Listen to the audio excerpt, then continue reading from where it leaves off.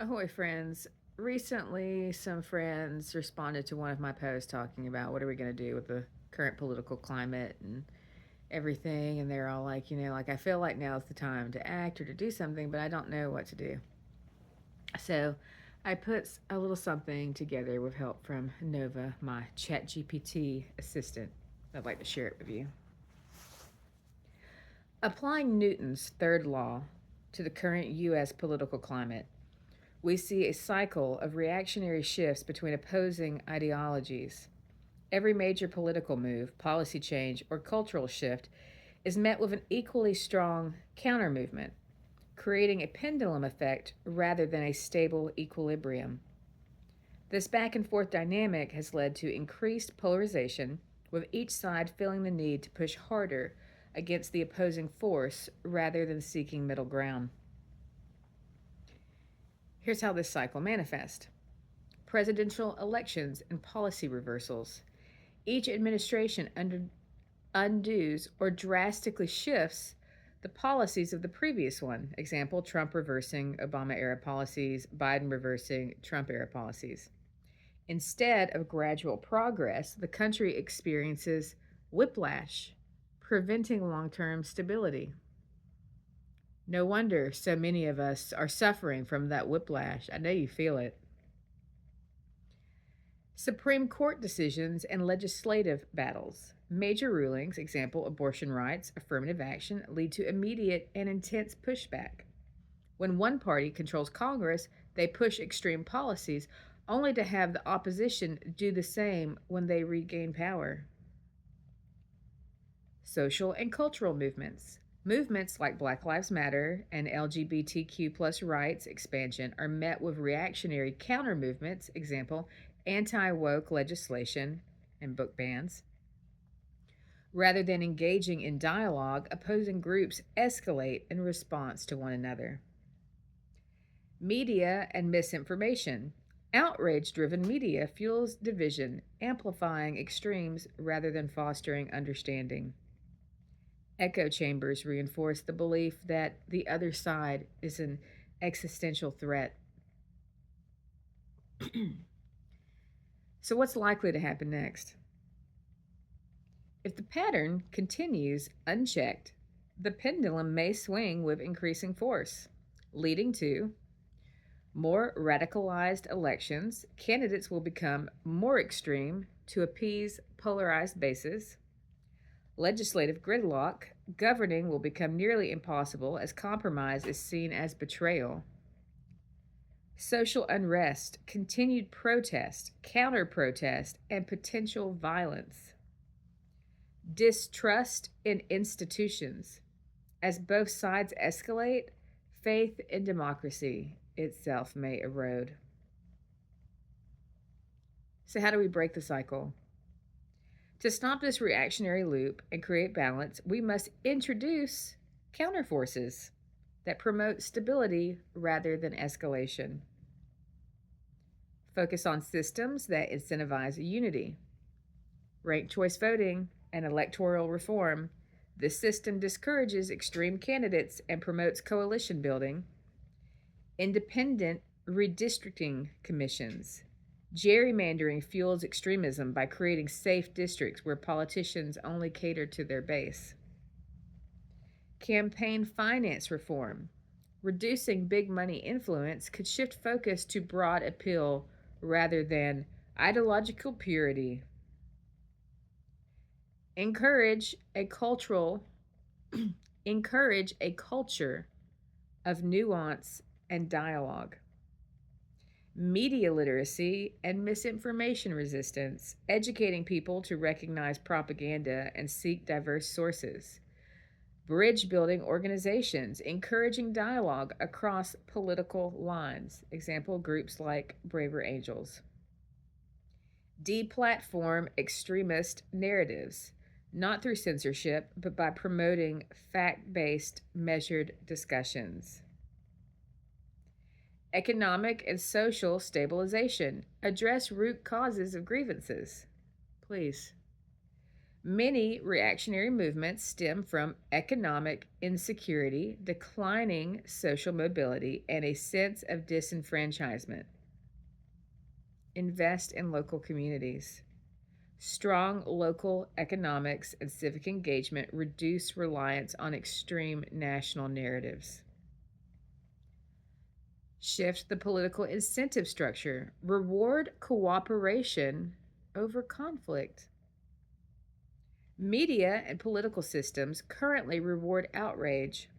We need incentives, social, financial, and electoral, for bipartisan action. Hold leaders accountable for division. We really need to do this one. Citizens must demand that politicians focus on governance, not just partisan battles. Here's a physics inspired model for balance. Instead of a rigid two-party system where each side pushes equally against the other, we need dampening forces, mechanisms that slow the pendulum's swings. Pluralism, more than two dominant parties to distribute power more evenly. Decentralization, stronger state local governance to reduce national polarization. State and local. Transparency and trust building. Clearer, more honest communication between government and citizens. Final thoughts. The role of leadership and citizens. Leaders must recognize the destructive nature of reactionary politics and actively work towards constructive compromise rather than retaliation. Meanwhile, citizens need to embrace complexity over tribalism, resisting the urge to push back harder and instead redirect energy towards sustainable cooperative solutions. Finding balance requires intentional effort, not just hoping the pendulum slows on its own.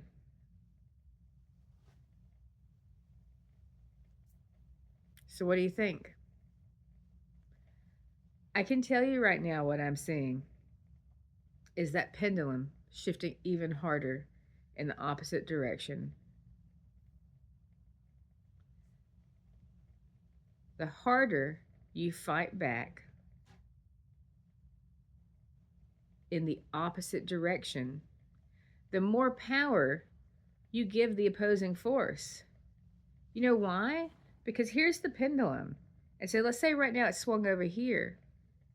Well, if you push back even harder, it's going to push back way over here.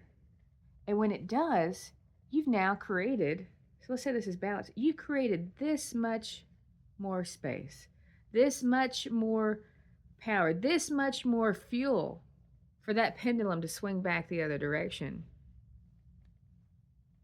So what do? If that pendulum is swung way over here and we don't want, and we know that if it keeps swinging both ways, each way, that it's just going to keep going higher and higher, more polarized, what do? We need a shield. We need a shield. We need to dampen it. We need a third party. We need more than three parties, but a third party, a strong third party would be our next best step.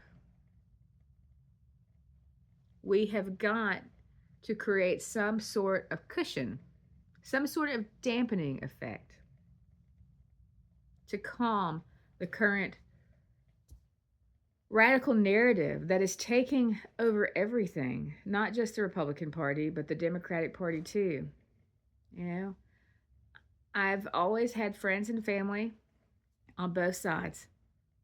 They're not horrible people, but I have seen in my lifetime, I have seen them become more and more polarized as the other side pushes more and more. Instead, when we have these issues, we need to find ways to calm fear, to ease fear. We need to have community gatherings that bring people together from different backgrounds and different perspectives so we can reduce fear of the other. I choose to believe that except for maybe like a very tiny percentage of actual insane people, that most human beings want to love one another and be loved. But fear gets in the way. Fear gets in the way, and it causes us to feel unsafe of anything that's different. And when we hear these stories that feed those fears, that fear monster grows and it becomes irrational. It becomes irrational. You start to believe things that, you just believe in what you're hearing. You're too scared to go investigate for yourself. So you're just going to believe what this extremist media or your cousin Joe or whatever tell you, and then avoid this thing and fight against it. You've never even met the monster. You've never even met the monster that you perceive to be there. And it's not a monster. You just think it is.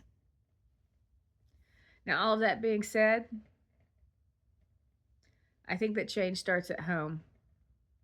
And I'm not talking about local politics. I'm talking about in your home, in your house, in your household, and in your heart. Real change has to start within. And this battle that we're seeing in the United States, it's also a battle that's inside of us. As above, so below, and all of that stuff. It's all a mirror. It's all a mirror. So I would like to encourage you to think about Newton's third law in relation to all of this. For every action, there is an equal and opposite reaction. Keep pushing harder. Other side's going to keep pushing harder. Like the best thing all of us can do is to sit down and have an honest conversation with ourselves, an honest conversation with ourselves, to write out a list of all of the things that we're afraid of, a list of our concerns, a list of how we might begin to educate ourselves or reduce our fear of these things. Go to an event that allows for mixing with whatever population it is that you're nervous of. Remind yourself that, straight people, gay people, trans people, they're all people. They're all people. We all shit, eat, and sleep. Remember a long time ago, I was going to fan conventions, and it was my first time getting to meet celebrities. And I got to meet some celebrities that are, I got to meet Patrick Stewart. That's the big one for me. Patrick Stewart and William Shatner. As far as I'm concerned, Patrick Stewart is Jean-Luc Picard. Like that was my second father growing up. I love that man. And it was so awesome to get to meet these people that I had idolized and watched on screen for so long, because when I got to meet them in person, I had this realization that they're just normal people. They're just normal people. Yes, talented, but a lot of it is luck, the right place, the right time, and stuff.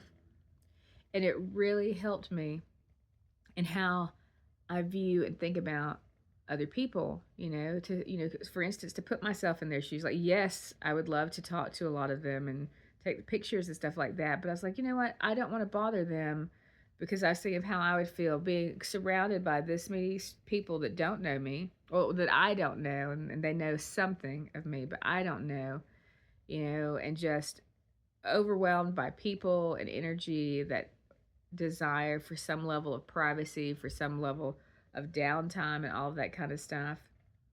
And just finding that little seed of empathy, in the beginning, because that was where it started, just led me to think about all these other things. What would it be like to be this? How would I want to be treated? And so on.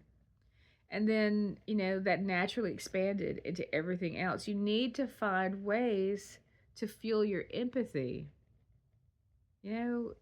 Treat other people the way that you would like them to treat you. That doesn't mean that it's going to look the same from person to person, but that is a really good starting place. So please, think about this. Share it. Reflect on your heart. Reflect on your fears. Face them. I recently faced my biggest fear. Over 20 something years ago, I was assaulted by my ex stepfather, a man that I loved like my own father, which made the whole thing even worse. And I did go through the legal system, but I had just come out of the trauma, and I never spoke to him directly, and I was in too much trauma to be able to speak up for myself at the time. All I could do was to get through the court stuff. For years and years and years, I lived in terror of this man. I lived in terror that he would show back up, and I viscerally remembered the terror that I felt when he was in my life and when he and his buddies were harassing me all during this thing. Well, I've slowly worked on that over the years. I've been on a mission, an active mission to conquer my own fears because I don't want to be controlled by fear. I want to be motivated by love, which is what I would love to see for the United States and for all of humanity. So 2 days ago, I called him. I called him. And I was able to say what I needed to say. And the best part of it is how proud of myself I feel for doing that. How proud of myself I feel for facing that fear and for confirming to myself that I'm no longer living in fear and terror, paralyzed by this man. All of us are afraid of something, and we let our fears run amok. We've got to rein them in. And let me just say that it's not the only fear I face, but man, it's the biggest one. It feels damn good to face your fears and to overcome them. It's something that you can be proud of. So when you sit down and you reflect on your heart and your fears and stuff, I don't want you to think of it as like a session on self shaming and on getting onto yourself. I want you to feel like your own personal hero. You're your own personal hero, and you're sitting down and you're writing a list of all the monsters you perceive to be in your life. And you're going to reflect on them and to figure out, is this really a monster? Or is the real monster the fear inside of your mind? I'm Carol Record, and I'll be running for office of some sort in 2026 and 2028. Peace.